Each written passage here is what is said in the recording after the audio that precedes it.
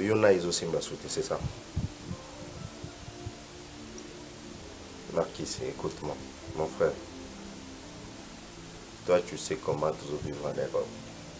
Babiloko Yokin dans la moitié n'a pas tribunal. Non, ce n'est pas bien. Je sais. Mais ce qui moi c'est qui vous fout d'ailleurs. Vous avez place au souka. Vous avez une famille belle, vous avez déstabilisé le rapport pour la réalité pour soit calme, comprendre le coup il va poser les amis solo là. Yo quand singa ne bakata pas mes alade. Mais oui, va prendre mes alade. Mais ça question na comprendre. Vous avez écouté ça comme la chambre, vous na comprendre na ina ni na sala posa les amis. Il pas ça la posa oyangai. C'est comme ça que les hommes vivent. Tout le monde a toujours arrêté de tomber les pailles à bâtonner sur la poto. So il commis un bateau sur la poto et comme réalité belé, oh il faut le casser là bas, il faut s'adapter ni mode de vie dans la catégorie. Il faut pas tout bosser dans la game sombre des bateaux. Mais c'est ça, hein? Tout bosser dans quelque chose c'est un faux pas là. Vous vendez vos solo li. Yo mais c'est tu sais, je t'ai appelé parce que yo, il y a tellement de dossiers. Tu sais comme on dit à chaque jour il y a un nouveau dossier. Ouais, ça c'est clair, Yo. Oh, toi, t'as toujours des bières avec toi. Toujours. Moi, j'en avais une et je vois que t'as emporté une deuxième. Mais on vit avec, man. Qu'est-ce que tu veux que je fasse? Parce que moi, quand je roule dans mon auto, là, ouais. je roule toujours avec les bières. Ok, mais yo, c'est juste que ma soeur, c'est dans l'instant, c'est bizarre. Je voulais partager ça avec quelqu'un. Et surtout, toi, tu es bien placé, tu vois, ton domaine et tout. Tu sais déjà que j'aime pas son gars, je te l'ai dit. Ouais, tu m'as dit ça à plusieurs reprises. Les gars, il a commencé à faire des bêtises, il a commencé à shit on my soeur, tu vois. Il a commencé à faire trop de bêtises et ces derniers temps, elle trompe, qu'est-ce que je dis? Il trompe ma soeur. T'es sûr de ce que tu avances là, man? Ben fort, il y a bien semi balindi, ça là quand même quelque chose. Tant que il y a une autre, il y a une autre, il y a une autre, ça a un avantage là. Solo là, faire comprendre.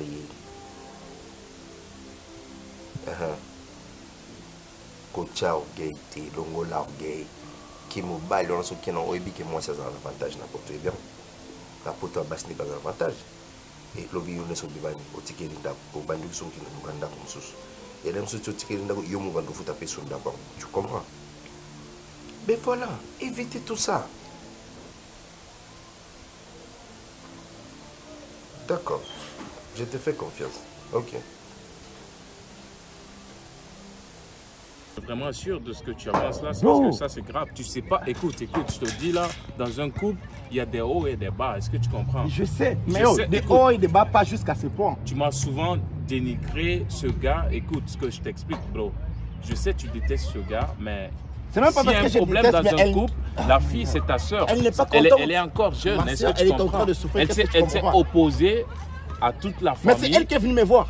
Ok, si elle est venue te voir, qu'est-ce que toi tu es censé faire? Elle me dit qu'elle veut renvoyer les gars au pays. Je dis, ok, moi j'ai des contacts, c'est toi que j'ai appelé pour ça. Moi je peux gérer ça, c'est un dossier.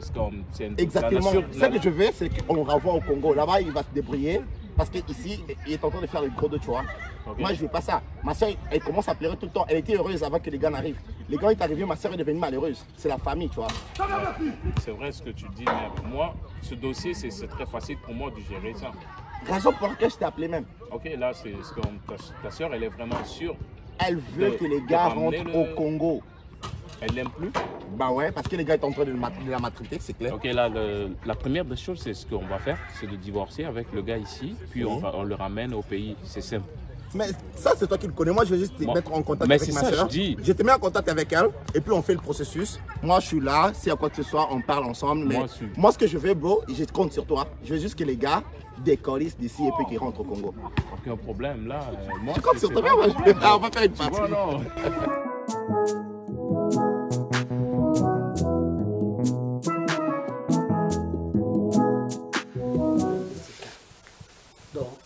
Na lembi na nzoto e mona olinga na débordé mais na otaka mobali nango mara na lingaka ye belle famille nanga makambo azosala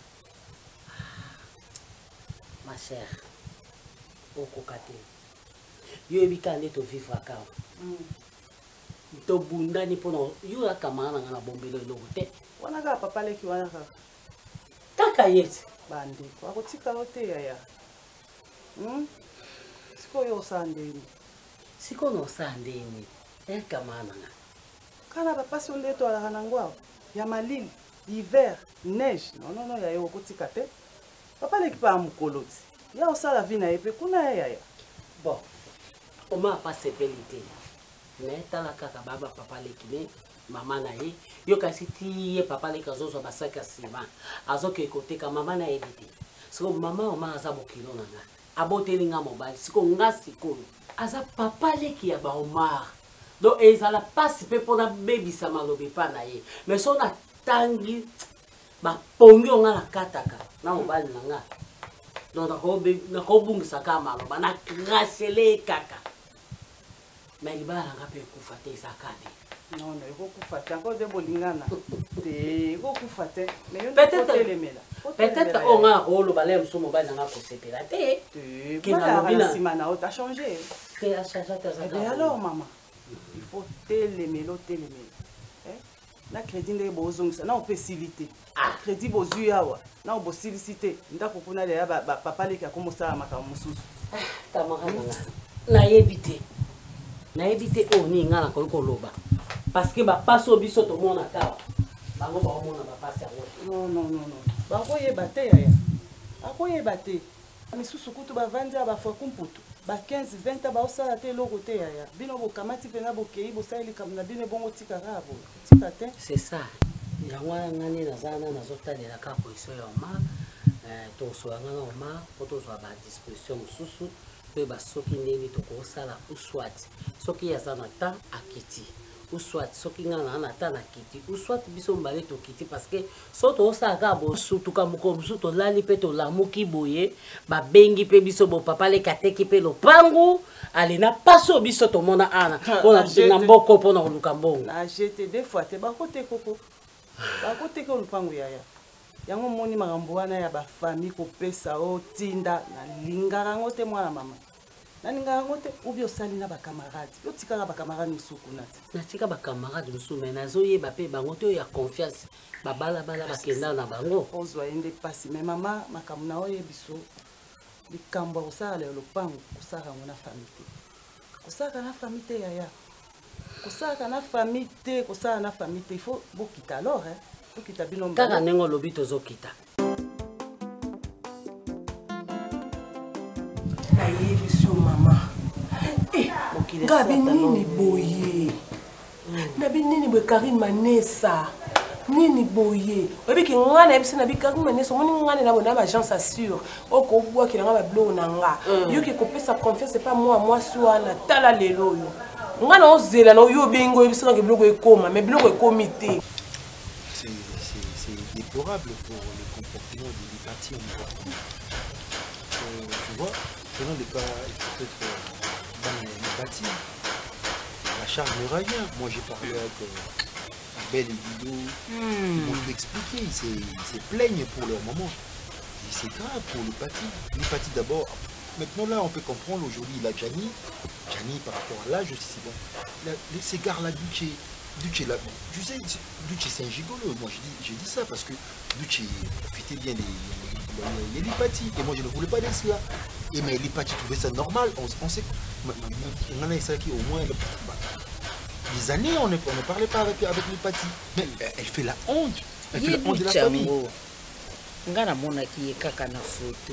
Yango nga mama na bino tango nazalaki jeune fille pinza.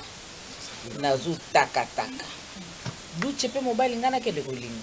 Karine Manessa sali bo bwana bitile sala rote na siliki makasi ebisinga bi darling tsaka na se mutano kwa sa sérieuxté mwana otinda pa mutu mususu na nyongi onionga te ba e atile ko be super sikoyo atile ke super nini susu ko nini kuna marqué ça na justice yani maintenant moi si ça n'a pas marché moi ça portait plainte dans la justice. Les Camerounais continuent kaka. Il continue grave. Moi je comme la justice. Na poto soki déjà basam c'est moi ça mon bal c'est que ça passe. Moi c'est ba beko comme ça moi na ngati na ba niveau na pona nini konzam. Marquis ça ko rane makambo. Marquis n'a signalé déjà. Ce sont des jeunes qui Ils sont là pour profiter des femmes. Et l'autre fois, on a discuté grave avec l'Hypatie. Mais l'Hypatie, elle est dit comme ça. Elle décore la ngai. Mais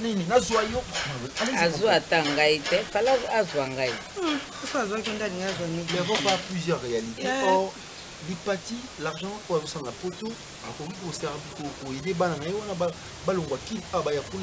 je lui ai parlé à plusieurs fois. L'Hypatie, toi tu es l'aîné de la famille. Moi je viens après toi, Fâché et puis Chada. Mais aujourd'hui toute la famille ont leur regard braqué sur moi. Et maman, moi je n'ai que 2 mains. Pour ma kambo ngana yoka. Nalinga kotuna yango te, nalinga pe koloba te, natala ka ekaka bo. Po to mona nakate. Na yebite za solo to eza lokuta. Yena Elisabeth Shungu. Bayoka na kalisu. Mais l'Hypatie, mais aujourd'hui l'Hypatie, malgré en Europe, elle a des problèmes avec tout le monde parce que moi j'ai dit comment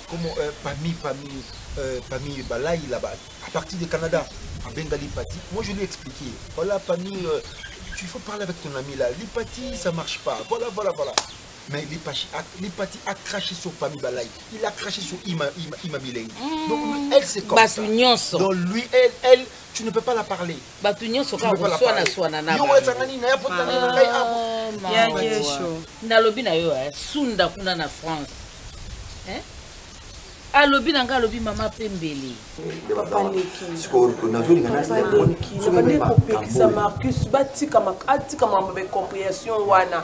Omoni poto. Azaka mwasi mabe mama. Mama poto mboka mwasi aloko bisote mobala ko tutu lolo kutu abanda tongo ti pokwa olelo leli ba voisin ba kota teni ne kota te mais pour les Marcus asalita ya na mwasi on a poto ko soanela. Ti mama simba te papa. On a kota na Marcus bala boko eza poto te. Mwana mboka mwasi mboka nyama.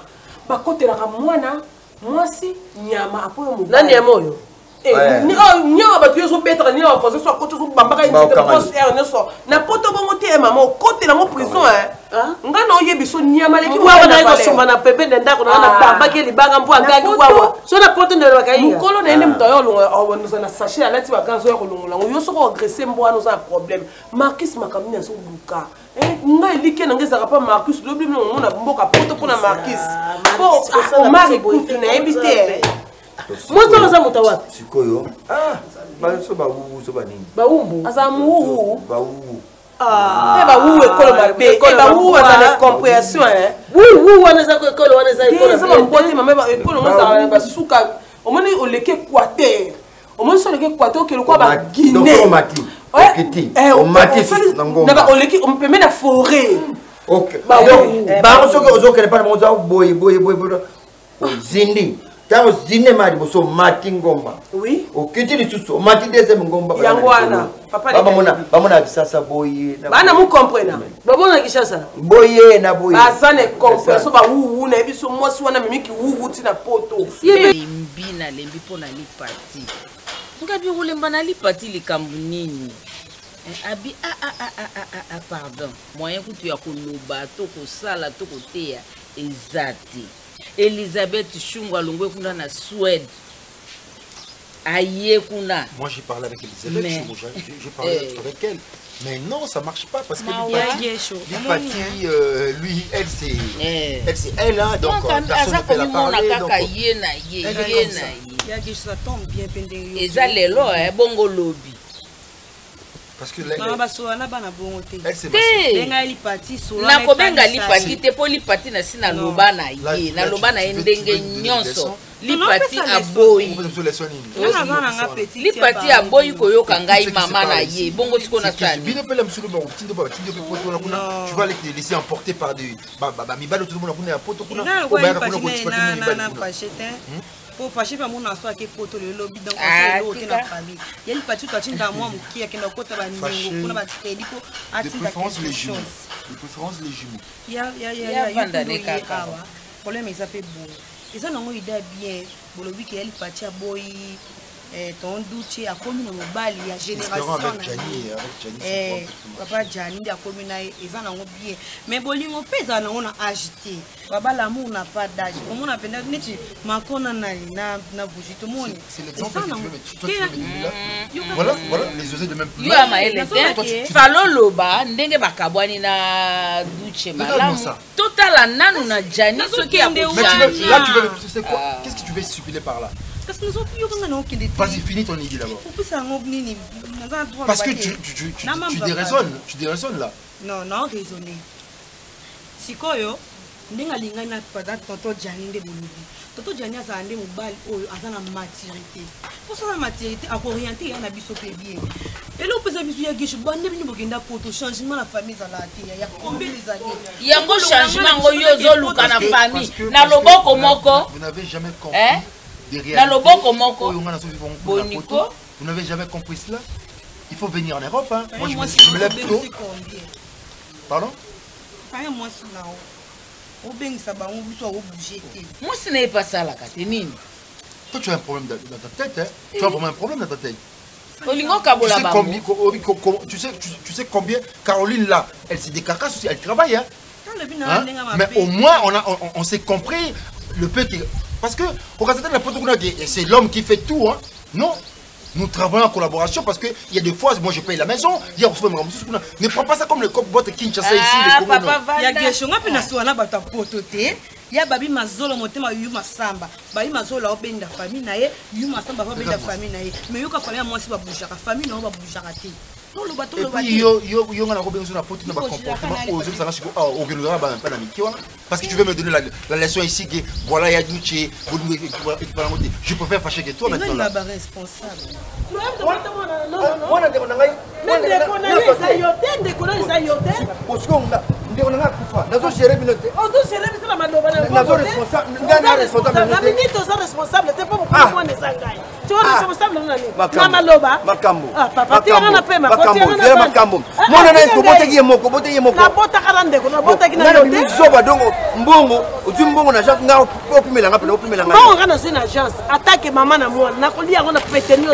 non abatindela yombo ngana sali commentaire te ki atinda ah osaki commentaire mais pour le moment ça le télé pe mi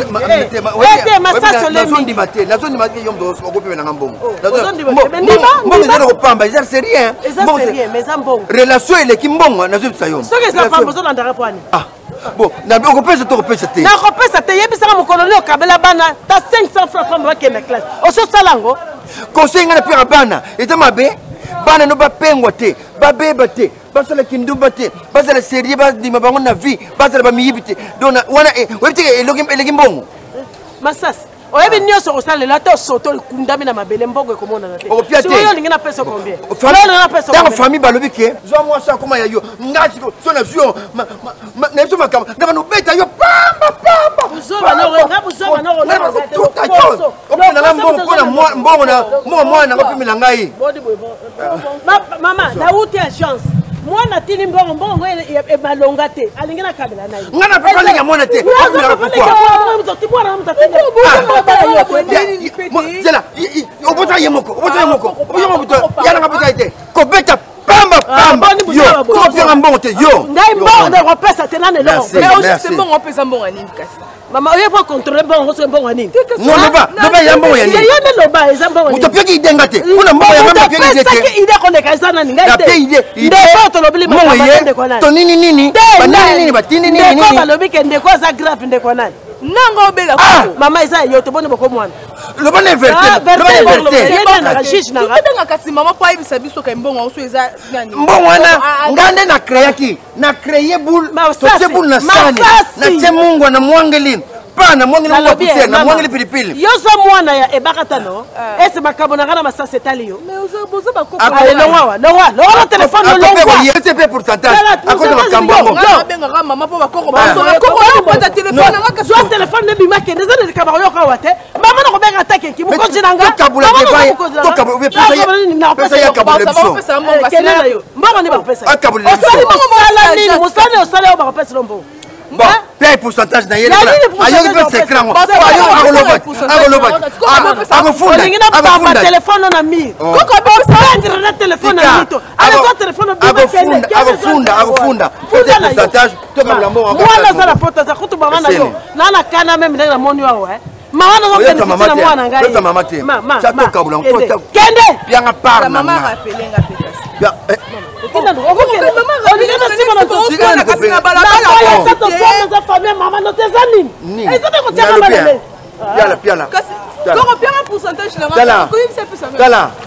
nazolanda yo vanda kamaza wana ngai ye mutu nakunadaki na abenga ono yaka nani papa leki lokwa toana mbongo te atukakosa kaka ebaka take napwe dipoputila napwe na kangami tosali mwa image oyo nalali na se nazobona likolo bopapa neti na kao netie miso na likolo ye afilme mwa image wana nde atindeli bango soko na poto abike no masasi alinga kufa nde atimi $500 tukakabula ngai azoboya ozwa mpe part na yo ngai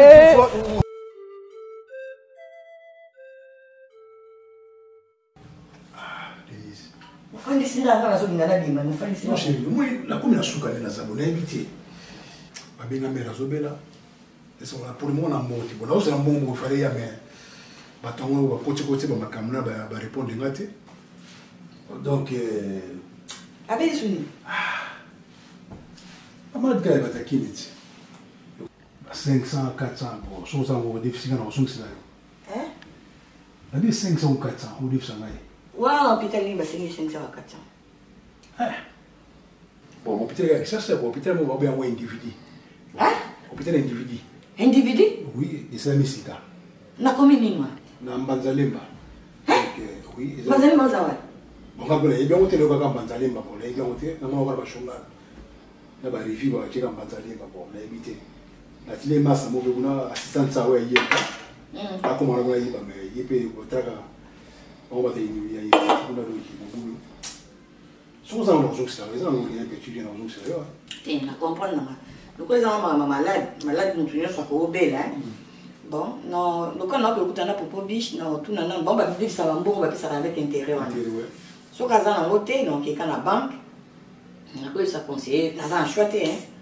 ah ba vivre ça masu non manda mbongo des temps yo tinde ya maman va traiter na yebi sibe passer à blanchard sambela pona ye ni c'est vraiment passer blanchard sambela pona ba sambela pona ye donc eza ka totia na mabondeli koto pe docteur pas azo traiter koto pe nzambe to ça mais makamba ba mbongo ngana kuma ba nyongo kuma le kange belé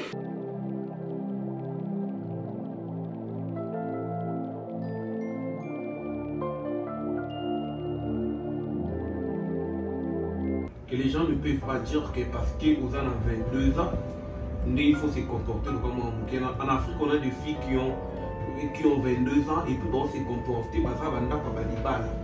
si je me rappelle bien n'importe quel parent n'a vu son maman qui sont 18 ans 19 ans 17 ans 12 ans 13 ans de fois non je vais pas dire ça parce qu'il y a non je te le dis pas mais c'est ce que les gens disent ok jamais je peux en fait n'a aucun concevoir je te dis ceci gouvernement Beninga immigration m'a appelé et je comprends pas immigration m'a appelé genre que non je dois me présenter je sais hein Marcus je t'aime vraiment bien que ma place quand on a bien ça qu'il y a un rapport c'est parce qu'on a évacué au Soumana. Tu vois? Mais est-ce tu es venu ici au Balouké? Non, qu'est-ce que toi tu appelles au Balouké là? Non, si, moi je me connais. Depuis que je suis là, je suis vraiment fidèle avec toi et tu le sais trop bien. Papa, je t'avais dit que non, la Kisanga, je t'avais dit je vais te montrer. Pour la Kisanga, ça veut dire. Et... Moi, tu vas plus me parler. Quelle soit l'immigration pour nous? Maintenant, tu sois là, quelle soit l'immigration? C'est tout. Non, attends bébé.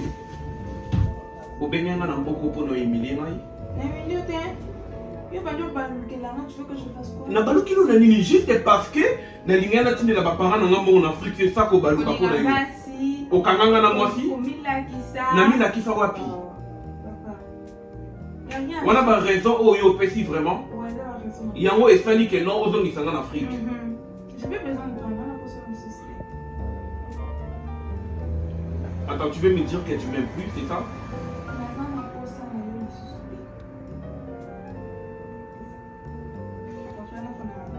Attends, bébé, je sais pas si tu réfléchis là-bas. Je réfléchis bien. Quand je suis allée faire les démarches là-bas, j'ai réfléchi. Bébé, je sais pas si vraiment tu réfléchis dans ma cambo ou pas. J'ai vraiment réfléchi.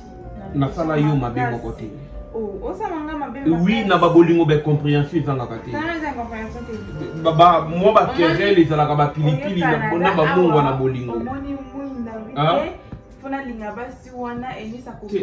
n'a pas comment on c'est pas la même chose. Ah, ok. C'est pas la même chose. Yango c'est décidé dans zone Afrique. Ouais, je m'en vais aux zones Afrique.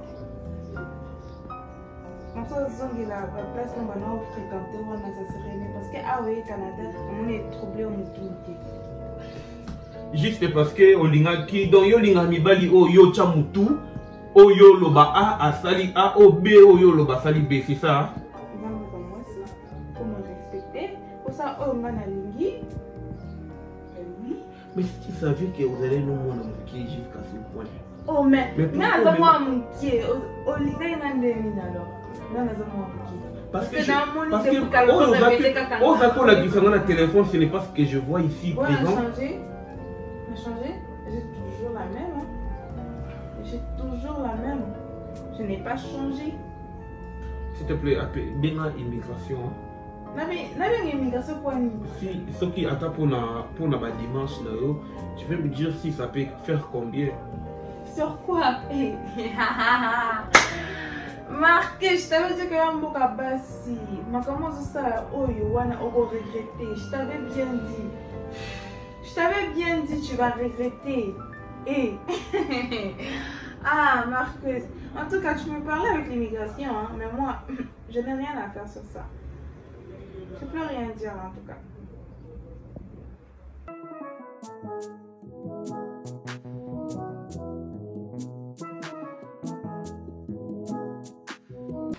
On est la jeune frère Nangaï. Et là, on a eu on a télé monsieur Awa. Parce qu'il n'y a pas de probité. Il n'y a pas de probité. Il y a pas de probité. Il y a Denise. Il y a H, il y a beaucoup de musique. Il y a bien. Asa kozala kola bana na ba pasa dido na belle. Alors banda lelo même on est nzela ko pesa ke mbote. Ko pesa ke su mbote te. Donc betere 40 to yebiete. Pour akoma yanga. Vous comprenez? Et on a eu la paillée comment y nengo comment ma belle maman na yo. Tant ça qui bébé. So ma personne maman je vais pas ma belle na coller. Colla déjà. Donc tikali pati kimia tika Denise kimia. Kabola parole peut-être. Quelle parole au Kabla? Aussi, si. Oui. Ok. Moni, atikeli autant au loba, au lobby paiement mingi. Wango sali. T'es non pas ensemble à beaucoup. Petit gars na bunda kati au centre de pharmacie. Nous autres pharmacie nous animateurs nga bitumbate. Nous autres pharmacie bitumbate. Oui. Oui, bi que na poto so jumo sia bateau. Moni nga genre bateau teke. Yo balé yo ozui momi na nga nake trikelo et pas ba petit mo boba yo betoté nga si ça mam na nga moko petit dans le bino boye ils ont écoutez non yaka na complète ba ça nga ko yaka pe na ebisa so to ngeza pharmacie OK na complète na pharmacie ne touche pas omoni ndo zabo ezambali boso pe ya suka na vie na yo omoni nga nzela au télémisanga pour se sentir emballé parti. Bon d'accord. OK. C'est bon. OK. Mais la bise OK. OK. J'ai dit c'est bon. Et puis yebisaye. Hein? OK. Yebisaye. Hein? Yebisaye. Boy. Lo banga na lobby. Hein? Na zu moi si ko leka yé. Hein? Na vie na yé. Abosa na ke na lega na nzela na ide pa mkolo. OK. Ça. Kende. Kende. Kende eza mba suka kende. Kende. D'abord de le monsieur. Tiens ma casse mon ligne c'est ta mon téléphone casse. Juste un seul. Tout pour faire là. Zela. Zela casse. Zela. Zela. quand j'ai reçu la lettre d'immigration, je me disais, en fait, je voyais ça comme c'était une blague. Et tu sais, j'appelais Eunice et puis du coup, Eunice a répondu dans le téléphone comme si j'étais son ennemi. Donc, il est vraiment, comme on dit là, il est vraiment strict avec ses dires que non, je dois vraiment rentrer. J'ai parlé avec mon avocat. L'immigration m'avait appelé, un avocat m'a dit juste, en premier lieu, je dois commencer par divorcer. On a divorcé. Okay. Et là, je n'ai pas d'autre choix parce qu'on m'a tout arraché. Mon assurance maladie, donc ils ont tout repris. Ma carte de résidence, tout. Je dois vraiment rentrer les samedis. Donc je ne sais pas quoi faire en fait. En fait, je savais que tout cela allait arriver, franchement. Aujourd'hui, moi, Simon, vraiment très immature, insolente. Regarde comme l'autre fois, la façon dont elle m'a parlé, comme si elle ne me connaissait pas. Pourtant, on a toujours bien parlé, on a toujours entretenu une bonne relation avec elle, mais tu sais, je suis vraiment déçu. En fait, moi déjà, ma mère me disait, par rapport à son âge, ma mère me disait que non, la fille, elle est encore trop jeune, elle a 22 ans, oui. Et moi, je me disais, avec la maturité que moi j'ai, et puis je peux au moins l'encadrer et tout ça. Je me disais que non, je suis comme son père. Si je comprends bien, l'avocat t'a dit, t'as proposé de divorcer en premier. Ouais.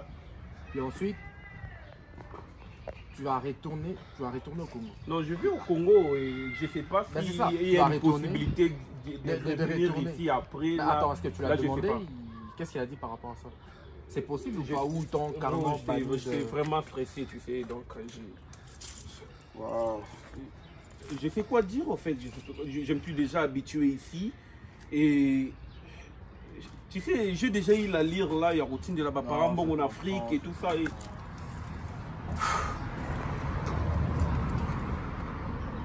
Là, c'est vraiment une situation vraiment très précaire. Donc, je sais pas. Je sais pas parce que j'ai essayé de parler avec Damis. De façon que Damis a convaincre et a changé au moins idée. Passe pas par lui. Lui, c'est un cancre. Il comprend rien en fait. Passe par ses parents. Est-ce que tu parles bien avec ses parents? Mais ses parents, déjà mes parents n'avaient pas contre relation. Oh là là. Il disait que non, moi, on a 22 ans, il n'a pas l'âge, il y a là pour le moment par rapport à la maturité. Mais là, c'est mort, c'est vraiment mort. Là. Je sais pas, je l'appelle d'ailleurs Namo Naye, tout sur l'année. Attends, je me dis que non, peut-être en face, elle peut changer d'idée, mais elle est vraiment catégorique et tout ça. C'est même moi, je comptais vraiment lui parler. On parle bien, mais vraiment, elle a même changé contre moi. Genre, elle veut rien comprendre. Déjà, elle me répond insolemment ces derniers temps. Donc, je peux plus rien faire là. Je sais pas. Je sais plus vraiment quoi faire. Même moi, je suis au bout. Mais il y a un pote qui m'a dit que non, je peux comme descendre en France ou Belgique. Mais je connais pas vraiment ça. Non mais comment tu vas faire? Parce que c'est eux qui vont t'accompagner même jusqu'à l'avion qui va au Congo. Donc tu peux même pas te détourner. Bon, je connais pas trop, genre, mais je me dis, tu penses pas que ça serait une bonne idée d'entrer en contact avec son avocat? Parce que je peux appeler son avocat. Je pense pas que ça soit une bonne idée. Parce que c'est son avocat. Tu vois, c'est son avocat. C'est elle qui paye son avocat. Donc.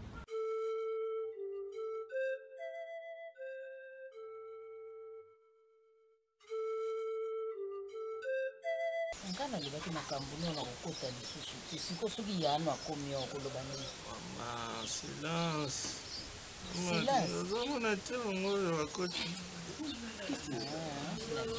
C'est grave. Mais maman, qu'est-ce qu'il y a comme ça? Maman, t'es yé mon coca. Mais il souffre. Mais fâché. Oui, mais dis-moi, qu'est-ce qui s'est passé au juste? Mais c'est méchant. Mais à ton âge, tu vas... Vraiment... Pourquoi le bagarre? Pour lui? Oui. Mais il a fait quoi?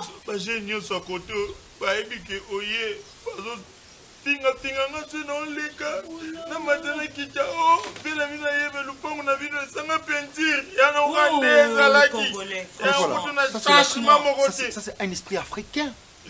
Et tu dois te laisser emporter par Non, les gars. non, allez. Papa, nanyati mo basta. Ou à quoi il a un zoga ba yebele menga sima tant ba nasinga ba man. On doit aller à l'hôpital. On doit aller à l'hôpital. C'est méchant, non, Mano. Lève-toi, on doit aller à l'hôpital. Donne-moi mon téléphone. Bongo TV.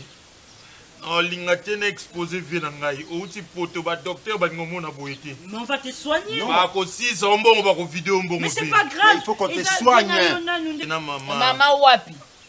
Maman, mais tu vois pas que tu yaya na souffres, lobi bokende ozoboya.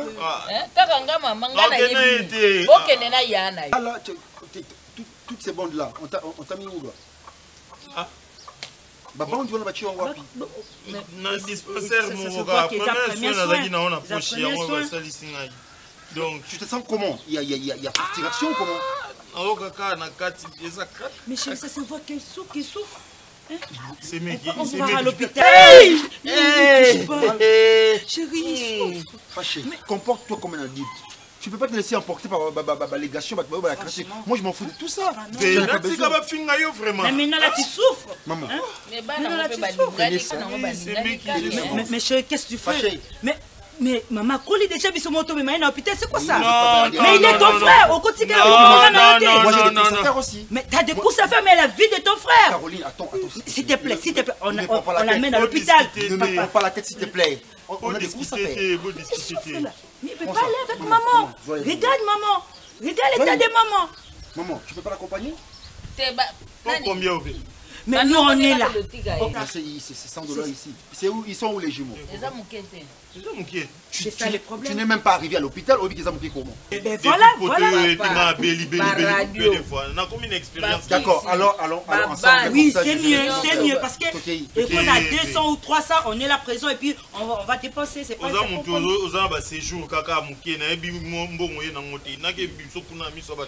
mais c'est ta vie, c'est ta vie. C'est toi qui vas dépenser? Ça là, il faut qu'on tape la radio.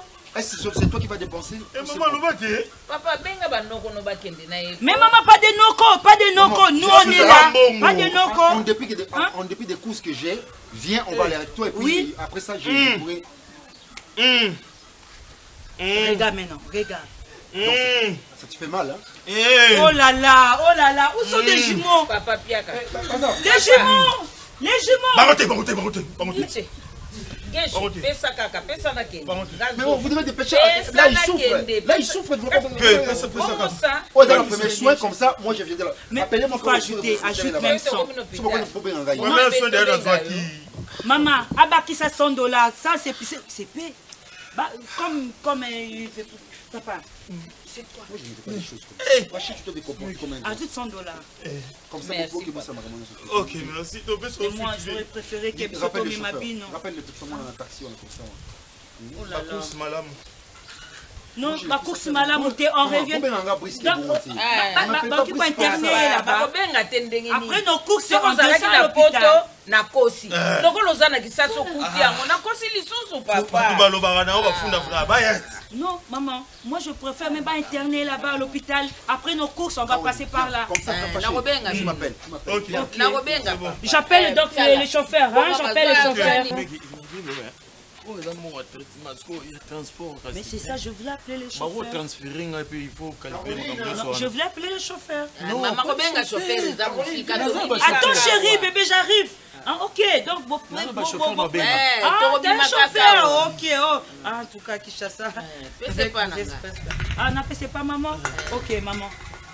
Maman, l'Andela est bien ici, il faut l'interner, donc on va garder. Franchement. Oh là là, sois fort, hein? Merci. Sois fort. Oh là là, ça fait mal. Ça va.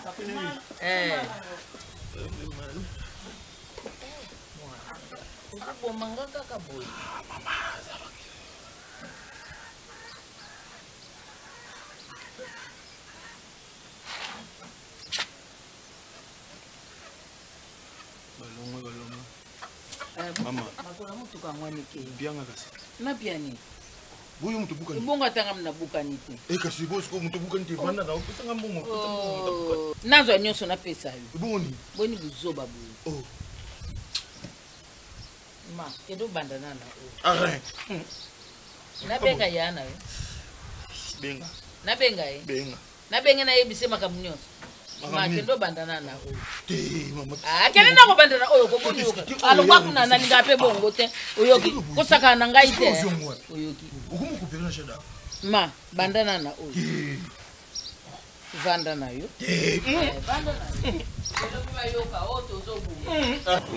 Bon, raison pour laquelle on vend ici Bino parce que vous savez arrivé dans le Congo jusque là on a vu un on a binoté. Et puis il y a d'autres choses je ne pouvais pas vous les dire dans la musique place Nazara qui vit à Genabinopé et puis dans le Congo beaucoup de tension estomac et tout ça et je voulais vraiment vous protéger et puis naya Bisabino.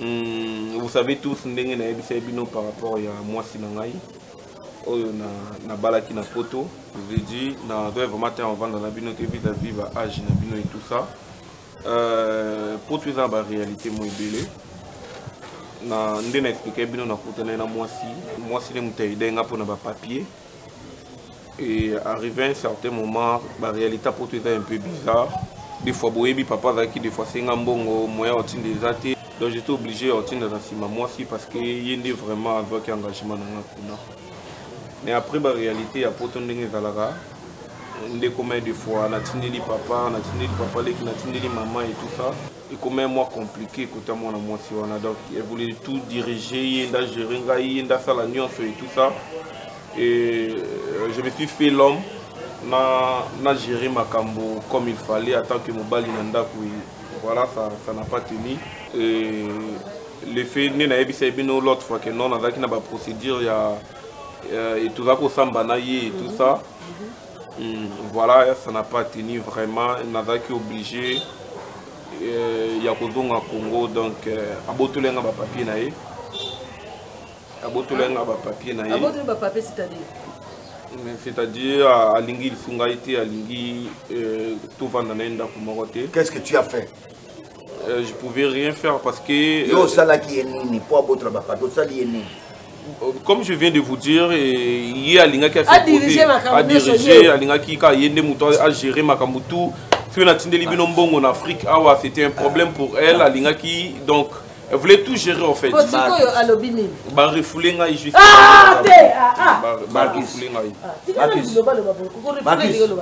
Qui commence mal, finit mal. Autant moi ça Linga yo zanani. Mon père il a moi voilà je t'aime oui tu m'aimes on est c'est comme ça mais yo moi ça lingi yo on dimina yo moi c'est affaire mais moi je parle dit mbeti là dit moi si mon père il a moi si on lingi moi si yo ndo voyager au bengi moi non moi ça voyager bengi yo papa na yo oyebi réalité à pototé moi si ne mutape singa papier. Et puis exactement que non, il y a des moutalinga qui nga c'était moi qui suis allé de côté na draguer. Tant on sur papier. Qui m'a non qui m'a donné elle était à mon contrôle, il y a des moutalinga na contrôle. Allez, bon, je en fait vous réalité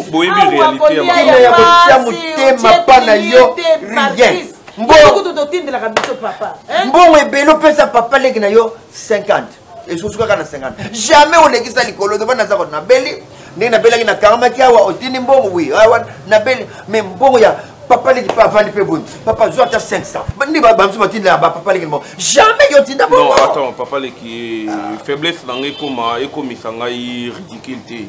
Parce que je me rappelle, Natinda Mbongo l'autre fois, Natinda Kota Darling, opération, je ne sais pas quoi, ils allaient m'arrêter Lokuta. Vous pensez que Tina, comment Tinda Mbongo c'était par ma volonté? Ce qui m'a amené à comment parce que Tina va rien.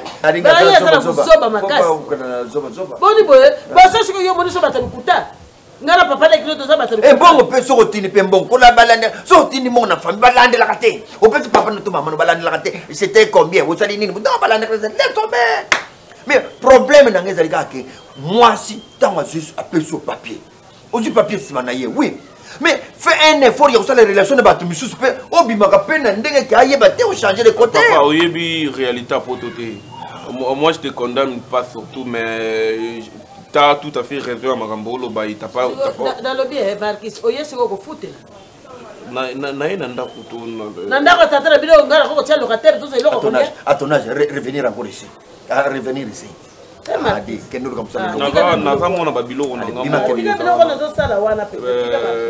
Reprends tes démarches encore aux hommes.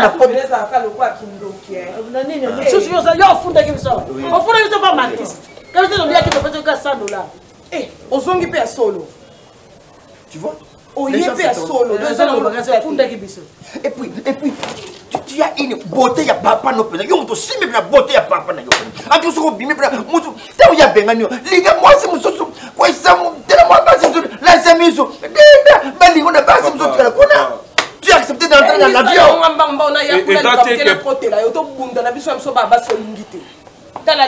Ezate ke ngamoko nazwaki na vi mikumba na ngai na bimi na ke indi na aéroport c'est pas comme ça. Eza soda immigration baje immigration bazwinga bake na nga na bimi na yene lo côté babilo musu je pense Orlando nga na sima. Darling, songo ko na hôtel les fois ne sont pas marqués ça se rappeler biso. Maman, ce n'est pas les bons moments ya oloba makambo wana.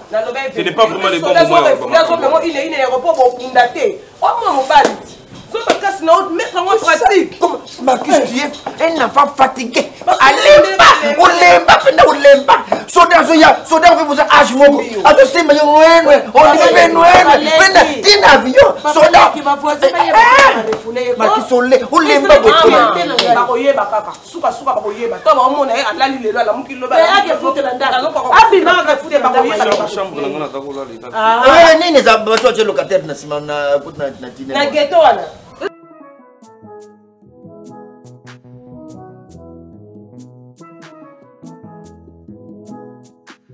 Ah, mais je te dis, hein, c'est dur. Tu n'as pas l'idée. Donc, et pourtant, là, c'est qui la soleil n'a marqué, n'a ébissé bien. Vous serez bien à moi, sinon. Tu vois? Il y a un problème, on va faire un outil, non? C'est bon. Au fait, là, il est pécan. C'est qu'on a la kama kamna bangwa babanda kati bapotani ti donc comme il na niveau sko mutalinga divorce ça mon marquis bon l'impression de que marquis au juste ba oya nanu nini on peut ça nous va citer vous avez compréhension seulement pour un milieu petit tranquille on voit qui est donc petit tournant donc mais côté on est moyen la solidité. Je n'ai pas compris, il y a ça une minute. On devait consommer un mariage dans le monde. Ça fait que cette fille a piqué Marquis à mon boulot, des choses comme ça. Donc, il y a un peu de Marquis ça. Alors, on peut pas attendre sur la nave. Mais moi, ça, on ne va pas pouvoir. Ah, on se voit Sony. Pour déjà ti bazon c'est marqué na Kinshasa. Tu peux sango swana moi c'était. Mais il t'a là-bas. Après voyez la tête qui n'a na boité. C'est comme déjà trop tard. Er bino bonga bo swana moi ciné, er wana marqué ça awa. La petite ma belle robe de koyoka ça. Ya zotala lelo ni aoye ba lobinete. Sokona. Hein?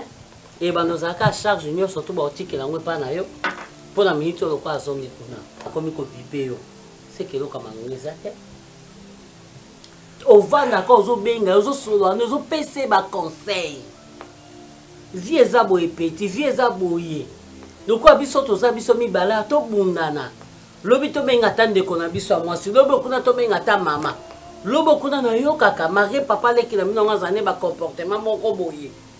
Bon, on a un souci un jour pour la famille nous surtout ah. C'est super. Bah tu peux t'en ramasser et puis c'est petit pour cela, tu vois. Marie qui s'est dit. Pas au moment que je suis encore jeune. Non. Parle à ta femme. Explique-la. T'as dit c'est que tu l'aimes. Pour que les gens niveau pour que non voilà. Niveau mon et au sungate. Oui, parce que t'as dit qu'on est trop tard. Le chien va venir qui n'a pas commenté. Bah mourir dans qui n'a pas poussé. Viens qui n'est pas coca ngoso qui to qui to sala un mois témoin mais viens qui n'est yo ba refoulé to zongi li bela problème moko boy o coca to craquer ma casse hein en tout cas ba jeune garçon ma trop ba jeune garçon ba jeune fille ya lelo nazo comprendre mituna bango te nazo yeba eloko nini bazoluka basala te nazo yeba te mo ezolegela nga yo apeti na ngai naoti ozwa mpe kala te ça fait 6 mois oyo ozo fonctionner pembeni na nga mais koma bato na nga ya poto bato na ngai yo pamba po ani secret no ezani elikambo nzoto na ndeni likambo makila te nga namona mpi mete ya ngunda leki ya boss aza boss ya Londres atuna nga boni Aruna na ndeni sir otuna nga mote tuna nga Aruna na ndeni namona balangela pardon mama Elodie Mamengi moi c'est papa Charles bakimbange c'était ofumuke mbango aloba baza ba disciple na ye selon prophétie atuna nga yo papa so mo kota bilanga na keba Chérie, je rêve ou quoi? Hein? Dis. Hein? Avec une bière. C'est depuis quand tu es sorti de l'hôpital? C'est depuis quand? Maman! Mais chérie, doucement. Hein? Dis, par quel on l'écoute? Papa, par quel on Mais je rêve, c'est quoi ça comme histoire?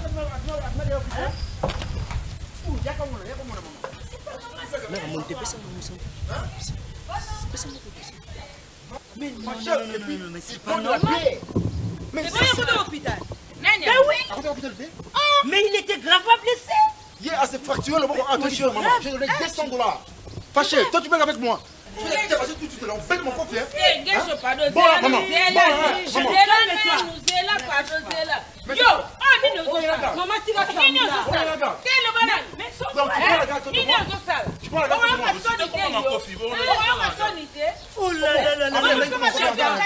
maman, yo on a complicité, il y a fâché. Ngai, fâché. Mais il est normal. Fâché. Merci. Franchement, non. Je suis guéri, c'est mec, je suis guéri. Je suis guéri, Nani. Je suis guéri, il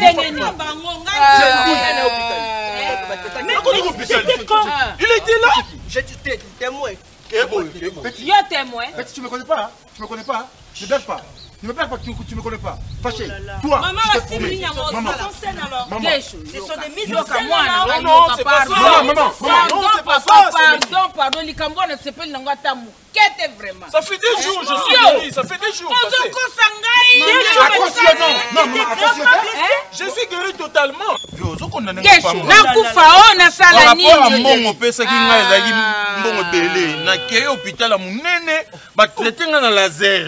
Mais ça n'a rien à voir. La technologie ça n'a rien à voir. Il y a sa vie, ça qui choque à chinois. Mon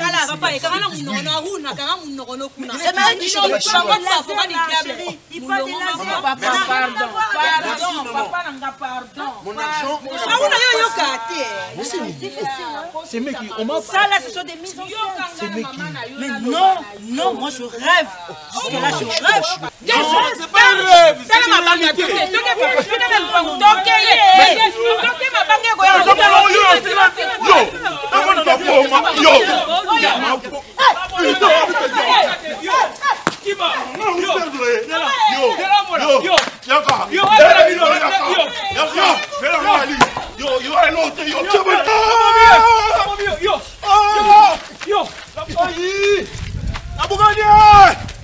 Nabukanye!